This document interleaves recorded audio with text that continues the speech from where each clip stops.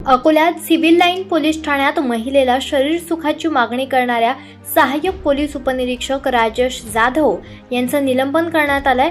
तसेच त्यांच्यावर civil line police स्टेशनमध्ये गुन्हाही दाखल करण्यात आलाय। या प्रकरणात सिव्हिल लाईन पोलीस ठाण्यात ASI राजेश जाधव यांच्या विरोधात विनयभंगाचा गुन्हा दाखल करण्यात आलाय। पीडित महिला ही एका आर्थिक फसवणुकीच्या गुन्ह्यात अकोल्यातील सिव्हिल लाईन पोलीस ठाण्याच्या पोलीस कोठडीमध्ये होती।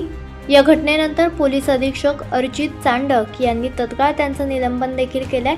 ज्यावेळी ही घटना घडली तेव्हाच राजेश जाधव हा मागच्या दारानं पोलीस ठाण्यातून फरार झालाय। सध्या पोलीस त्याचा शोध घेत आहेत। Akola cyber crime police station मधील 80 लाखाच्या फ्रॉड प्रकरणी एका महिला आणि एक पुरुष दोघांना आम्ही अटक केलेला आहे। काल माननीय कोर्टाने त्यांना 4 दिवसाचा PCR पण दिलेला आहे।